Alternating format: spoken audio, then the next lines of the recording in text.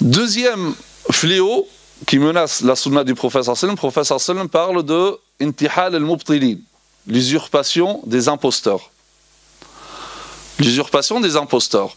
Alors, les imposteurs, c'est que, effectivement, par rapport à la sunna du prophète sallallahu alayhi wa sallam, il y a eu dans l'histoire des musulmans des personnes qui ont inventé des hadiths pour plusieurs raisons, des raisons dogmatiques, des raisons politiques ou même économiques, etc. Alhamdulillah, les savants, notamment les traditionnistes, donc les savants du hadith, ils ont fait face à ceci et donc ils ont clarifié les choses et les choses sont claires. C'est pas comme certains disent, non mais dans la sunna il y a des hadiths authentiques qui ne sont pas authentiques, donc tout est mêlé, donc on délaisse. Là, c'est pas parce que toi tu n'as pas de science, c'est pas parce que toi tu ne sais pas, ton ignorance n'est pas un argument. Va apprendre et tu verras que les choses sont claires. Donc, certains, donc comme j'ai dit, bon, les savants, ils ont clarifié les hadiths, notamment forgés, et les hadiths donc authentiques, ou les hadiths daïfs, faibles, etc. Ils ont tout appris par cœur, d'ailleurs. Même les hadiths inventés, ils les connaissent par cœur, pour vraiment que les choses soient claires.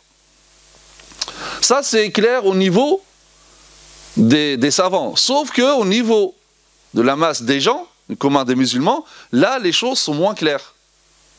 Et là, on peut trouver des hadiths qui circulent, qui sont diffusés dans le milieu des musulmans, pensant que c'est des vrais hadiths.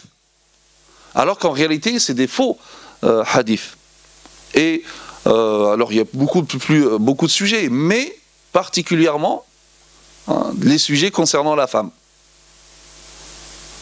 Beaucoup de hadiths, de faux hadiths, donc, qui circulent concernant la femme, ce qui a favorisé ou ce qui a causé donc la dégradation de la situation de la femme dans le monde musulman, mais en fait ça va dans les deux sens. C'est que il y a eu ces faux hadiths là, donc ils ont participé à la dégradation de la situation de la femme dans le monde musulman, mais aussi le contraire. C'est qu'il y a eu une dégradation et ce qui a poussé aussi à inventer des hadiths. Donc ça va dans les deux sens, et là je vous conseille un livre par rapport à cela, un livre de Maryam Atiyya, les faux hadiths concernant la femme, aux éditions de Tawhid. C'est un très bon livre. Alors, parmi ces hadiths-là, on trouve dans un hadith qui circule, notamment un hadith qui dit « Shawiruhunna wa khalifuhun, fa inna fi mukhalafatihinna baraka » Donc consultez-les, mais faites le contraire, car il y a une bénédiction dans le fait de les contredire. Et ça, ça circule, et les gens croient que c'est le prophète sallallahu alayhi wa sallam qui a dit une chose pareille. C'est-à-dire que si tu entreprends un projet, je ne sais pas, tu vas acheter une maison, bah consulte ta femme. Si ta femme est motivée, enthousiaste, oui, vas-y, changer d'avis, parce qu'il y a la baraka. Et si elle te dit non, c'est pas bien, etc., alors vas-y, fonce. Et on impute ça au prophète sallallahu alayhi wa sallam, alors que le prophète sallallahu alayhi wa sallam n'a jamais dit une chose pareille. Comment le prophète sallallahu alayhi wa sallam dit une chose pareille alors que lui-même, ou bien Allah Azza wa Jalla l'a dit dans le Coran par rapport au sevrage, فَإِنْ أَرَادَ فِصَالًا عَنْ تَرَاضٍ مِّنْهُمَا وَتَشَاوُرٍ فَلَا جُنَاحَ عَلَيْهِمَا. Si tous les deux se mettent d'accord après consultation par rapport au sevrage de l'enfant, alors pas de mal en cela. Allah Azza wa Jalla parle de la notion de consultation dans le couple pour le sevrage de l'enfant. Que dire pour d'autres questions? Donc comment le prophète sallallahu alayhi wa sallam lui-même consultait ses épouses? On n'a pas le temps de rentrer dans tous les détails, mais par exemple après le pacte de l'Hudaybiyah, donc vous savez, les musulmans sont venus pour faire une umrah, mais ils ont été empêchés par les Mécois. Ensuite, donc, il y a eu un traité entre le prophète sallallahu alayhi wa sallam et les Mécois, et l'un des critères, c'était de ne pas rentrer cette année, faire l'umrah, pas rentrer à la Mecque et revenir l'année prochaine. Donc, et ça c'était dur pour les compagnons parce que certains parmi eux, surtout les Mécois, ça faisait des années qu'ils n'ont pas vu la Kaaba, et donc ils avaient hâte de retrouver la Kaaba, faire l'umrah.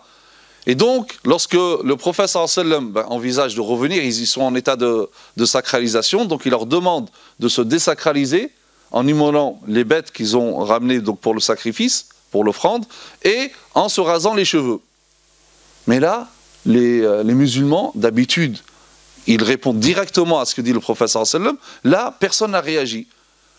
Le prophète sallallahu alayhi wa sallam avait avec lui son épouse Salama. Il rentre la voir dans la tente. Il dit, les musulmans donc, vont périr car ils désobéissent à leur messager. Et c'est Salama qui lui dit, non, ne t'inquiète pas parce qu'ils sont tellement déçus de ne pas rentrer à la Mecque. Fais-le toi et tu verras que tous vont te suivre. Et il a écouté, effectivement. Il a appelé quelqu'un pour se raser les cheveux, et là, tout le monde l'a fait. Le prophète sallallahu alayhi wa sallam consulte Salama, et ensuite, là, on dit « Shawiruhunna wa khalifuhun ». Ah, c'est pas possible. Et donc, il y a aussi un nombre de hadiths qui circulent, et certains rigoristes, donc, ils ont utilisé ces hadiths-là, bien qu'inventés, pour instaurer des obstacles entre les hommes et les femmes, de manière à ce que la femme, donc, faut plus que l'homme voit la femme, faut plus qu'elle voit l'homme, il faut plus qu'ils se parlent, deux mondes séparés. Certains, s'ils pouvaient séparer les deux mondes, ils pourraient le faire. Comment on se rencontre pour le mariage, tout ça, Allahu a'lam. Un jour, comme ça, un jeune, on parlait, il dit non, normalement, il y a un trottoir pour les femmes, un trottoir pour les hommes. Je dis oui, moi si je sors donc avec ma femme, donc c'est compliqué pour tourner. Ah donc on se rejoint. C'est quoi ça, hein? Et c'est pas possible. Hein? Il suffit d'aller d'ailleurs à la Mecque et Médine pour voir que c'est pas possible. Ce n'est pas socialement c'est impossible.